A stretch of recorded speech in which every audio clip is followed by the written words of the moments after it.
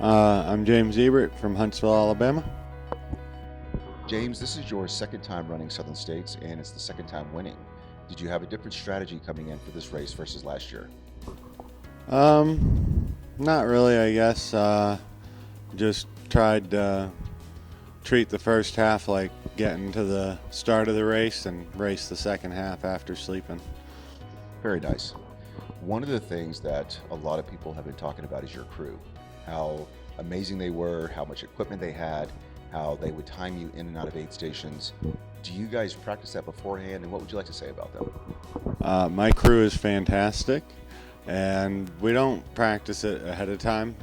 My dad's crewed several of my 100-milers, and Travis did Southern States with him here last year, and they've just kind of, they look at the problems that they have at an aid station and make it better the next time, and it's just kind of evolved, and yeah, they're pretty fantastic. And that's a good segue. So how important is your support crew for someone who trains for and runs big ultras like this, like a 200-miler, 100-miler? How much importance do you put on it?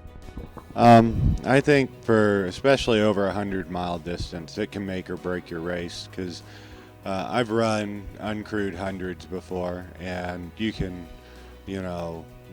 carry through a lot of things, but when you have a problem at mile 60 and you got 140 left to go with no way to, resolve it, that'll really derail your race. So having a crew that you can rely on, that will, figure out whatever the problems are, is integral. Perfect. And what do you love about ultra running in general? What's your favorite thing about this? I like spending time in the woods. Awesome. And then before you ran Southern States last year, what made you sign up for it the first year? In its inaugural year, a lot of people shy away from races that have not been going for a while. Why'd you sign up? So I love David's races. He always puts on a great race, and honestly, there aren't really any other 200s in the Southeast, right? And so not knowing the reception it would get and a worry that it wouldn't be around next year, I thought that there was a fair chance, that it would be a one and done, and so I wanted to make sure that I got to be a part of it. And seeing that it wasn't a one and done and actually growing, what are your thoughts on that? I think it's fantastic. I'm really excited that it's bigger this year, and I hope it continues to get bigger, because it's a really good race, and I think that we need more East Coast races that are, important milestone or calendar fixtures, because a lot of the big races are out west, and I think people miss out on a lot of the great running on the East Coast. Now, I'm going to ask you a question that I ask my children every single day, and we do this at dinner, and it's, what's the worst thing that happened to you today? So in your case, what is the worst thing that happened during this race? I don't know. My race went pretty good. I didn't have any problems I couldn't work around or work through. The heat early on was the biggest issue. So the first day being, up near 80 and being so early in the season, there wasn't any chance to acclimate to it. That really kind of set the tone for the rest of the race, because I was just trying to troubleshoot those problems. So I guess because it affected the whole race.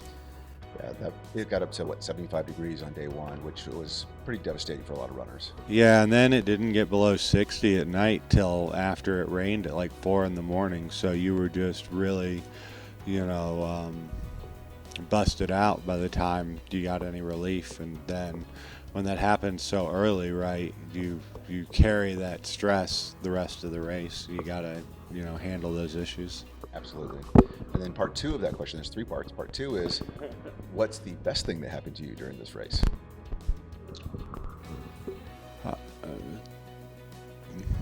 Crew showing up, being right place, right time, knocking stuff out. I didn't carry enough cold weather clothes coming into this, and the wind that during the second morning in the small hours was just ripping. and they went out to a Hibbett and picked up a windbreaker because I needed something. So, having them come in clutch like always was big. That's the value of a great crew. And then last part, and we'll let you get out of here. What will be your most memorable moment? What's your biggest takeaway from Southern States 200 2025? I don't know. I mean, I don't know that you can boil it down to one thing. It's a whole lot of race and a lot of great moments. Both years I've seen bobcats in the woods at night, and so that was cool for that to happen again. So anything else you want to say to anyone out there who might want to run a 200, or your family, or any closing thoughts? Hi, Daisy. I love you. Fantastic. James, congratulations again. Thank you.